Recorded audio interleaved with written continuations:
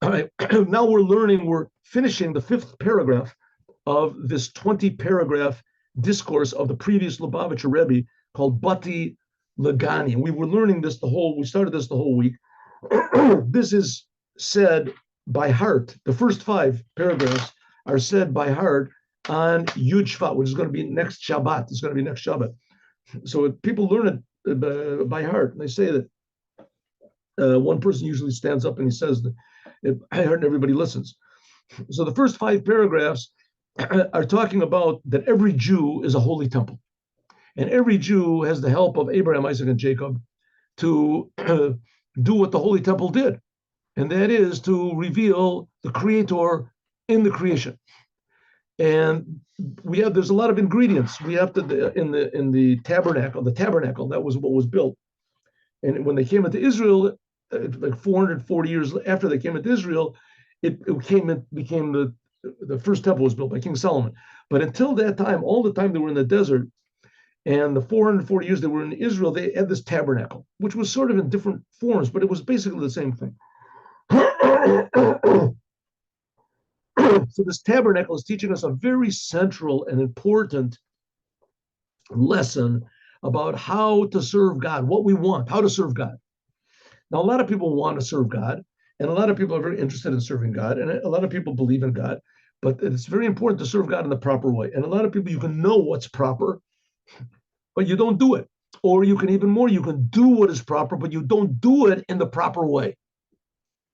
Because God is creating us, and he wants us to use all of his creation in the way that he wants. And one of the things that's the most difficult, it's not that hard to do with your hands or with your body what God wants, but to do with your heart what God wants, that's pretty difficult.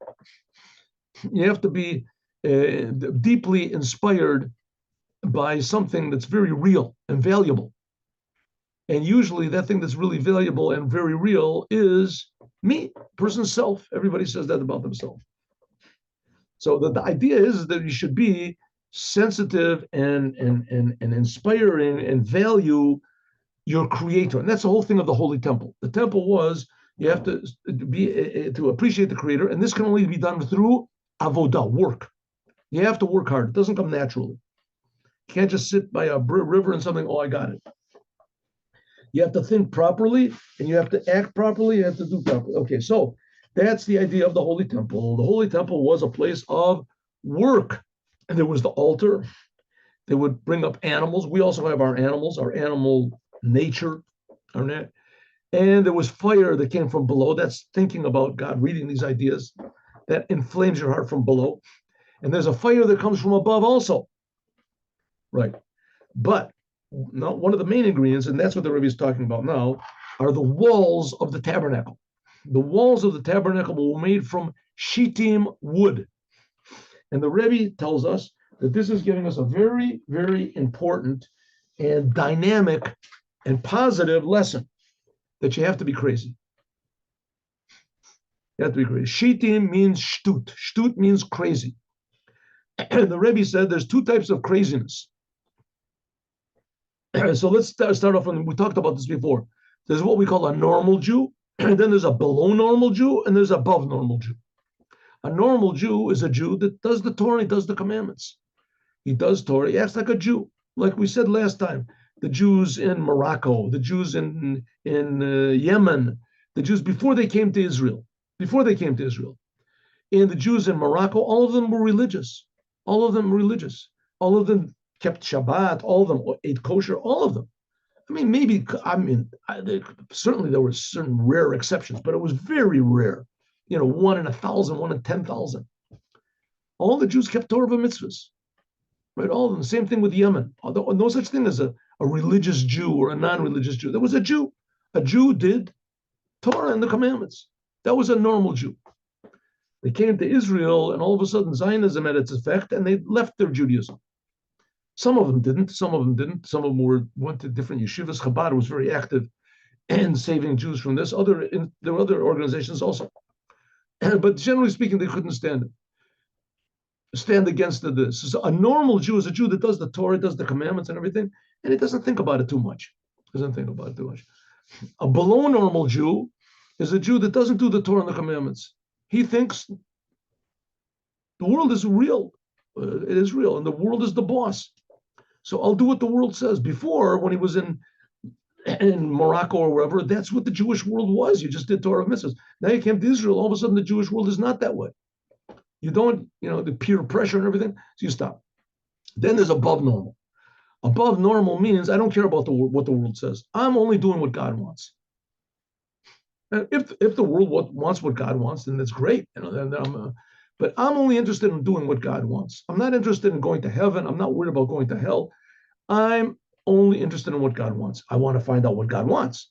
I have to look and see what God wants. But once I found out, then it could be that I'll be not so popular. And the Rebbe brings the example of Reb Shmuel Bar Yitzchak, that he was a very great scholar, and he was together with the scholars. Could be he was the elder of the scholars. And at the weddings, instead of acting normal and quiet and clapping your hands a little bit, he would take out sticks and throw them up. And all the other big rabbis said to him, "You're embarrassing us. You're shaming us." But he had thought about it 100%. And he said, "Listen, this is the way that you should act in a wedding. A wedding is a uniting of a Jewish man, a Jewish woman, and the name of God is between them. And this is eternal. There's an eternal thing going on over here. A revelation of the essence of God is at every wedding." And therefore, I'm just feeling that. I'm just, going crazy with happiness. I'm not doing anything wrong. I'm not pulling my pants down or something, something that's against the Torah. I'm just throwing sticks. And you think that a rabbi should act in a normal, regular way? I think that this makes the bride and the groom happier. And that's a very important thing. It makes God happier. No one agreed with him. And in the end, when he died, a big pillar of fire stood between him and everybody else. And the fire was in the shape of one of these sticks that he threw up. And everybody said, I think that he was right. But we don't find afterwards that it became a custom of all the rabbis learning how to juggle sticks. He was one of a kind. The Rebbe says we also have to be one of a kind. And I'm telling you what you got to be excited about. You have to be excited about God. You have to be excited about Torah, excited about mitzvahs, excited about the Jews, and excited about Moshiach is going to put all this business together. And then what we're learning here is the teachings of Moshiach. Okay, so it says, that's what it means, that everything that's in the world, Shapoel, that he brings about, we have to transform darkness to light. Darkness means selfishness, and Nahora means godliness, from egotism to Judaism. To transform that which is below normal of the world, that the world is the boss. That this will be from this, will be above normal. There are many things that a person does so because this is what the world does.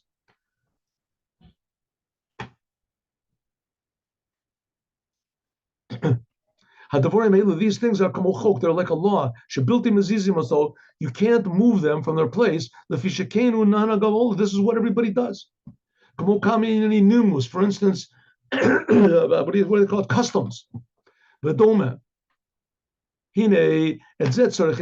have to transform it to be above normal. For instance, the time of eating, the time of sleeping. According to the world, they're set. And also when a person has to go to business.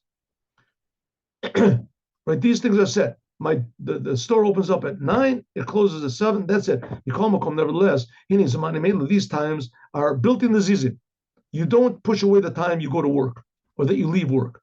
Built in idachim kalal, which that's okay, that's good. But Torah, but the times that you set for learning Torah and the times that you set for prayer, they're pushed away. They're not so important. You can push those things away. Some things are pushed away totally. A person that puts any calculation, a reckoning to his soul, is there any wisdom to this? You're making more money. You make $1 million.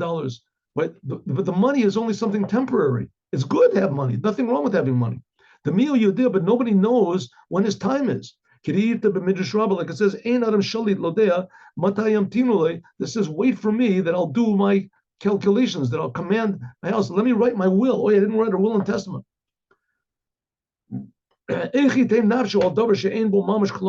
How can you put your mind on, let's say, making money, being popular, etc., but the main things you forget about? Good, making money is good, being popular is good, but the Torah is eternal. It doesn't go away. And when you learn the Torah, you're pleasing God. You're not just pleasing people. The whole reason your soul came into the body, you've forgotten.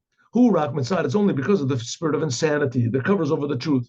So this is the service of should be of every Jew, to transform the foolishness of this world, and a person should take control of his soul, the Torah, and set times for learning Torah, set times for prayer. Then, I will dwell within them, that will shine revealed godliness in your soul. You won't be so worried about the future. You won't be so enticed, won't be so confused by the world. That's what it means, etc. That's what it means when the other side is controlled. When you transform the foolishness of the animal soul and the involvement and the interest, the koch is a better word. What is it? The enthusiasm that you have for the world, you transform that to holiness in doing Torah and the commandments. Then when that happens, right, the people should get excited about Torah of mitzvahs like they get excited about the football game or about the whatever it is, right? So you want to get excited about football game, okay, but you should get more excited. It should be in your heart to learn Torah and to do the commandments. That's something eternal. You don't do so there's something wrong. You have to reorient yourself. You have to adjust yourself properly. Then it's not like according to the then there spreads out the glory of God in all the worlds.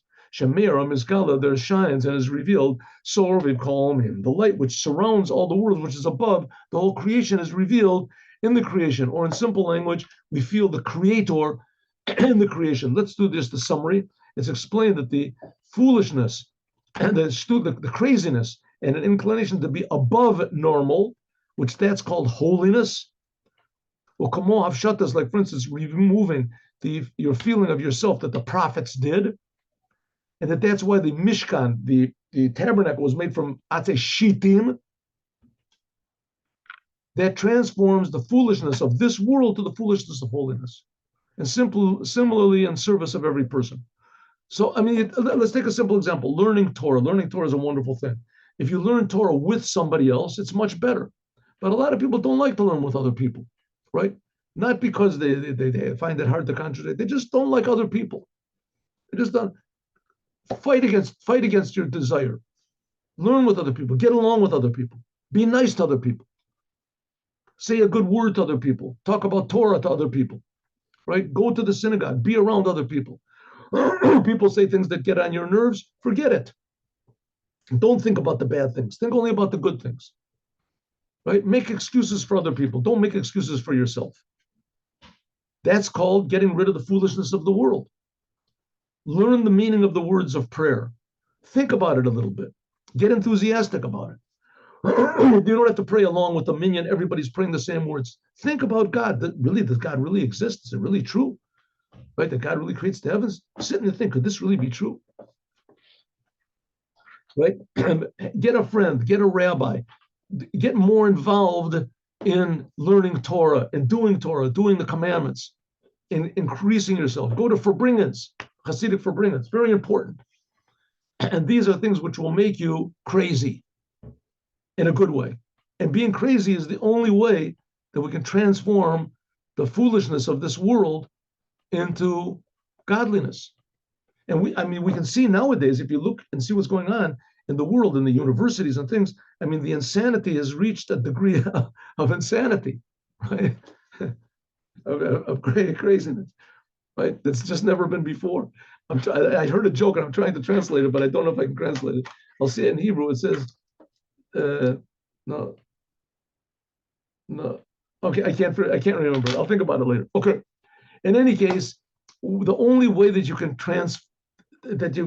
defeat the insanity of the world is, first of all, being sure of yourself, being sure what a Jew is, and that will already, just the fact that a Jew acts like a Jew. And I can give you a simple example: the land of Israel, right? The Rebbe said that the leaders of Israel, somebody has to stand up and say, the land of Israel belongs to us because God gave it to us. We don't care if nobody ever lived here, if no Jew ever lived here. The land of Israel belongs to us. We're a holy people. The land of Israel is a holy place, right? The land is holy. The people are holy. That anyone else should take possession of the land, it just doesn't make any sense. It's not theirs. It has nothing to do with them. And I'm just adding on. It's like giving a piano to a cow. A cow doesn't know what to do. To give the land of Israel to anybody else just doesn't work, right? The Zionists tried to be everybody else. They tried to be like everybody else, but they're little by little seeing that it's not working. The fact is that the Zionists are really holy people. They're holy Jews, and they don't know it. Zionism is bad for the Zionists. It's bad for them. The Jewish people are holy, but only to be holy, this is what the Rebbe says, you got to be crazy. To stand up in front of the world and say a thing like that, that is insane, but it's true. And that's the only thing that's going to bring us to realize our Jewish identity, and the only thing which is going to secure for us for all time the land of Israel, the Holy Land, is that somebody has to be crazy and stand up and say the land of Israel is a crazy land that belongs only to crazy people, good crazy people, not bad crazy people. And that's who we are. Okay, my friends, let us go now to the Yom Yom.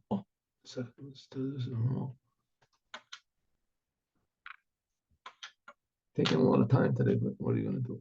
I woke up late.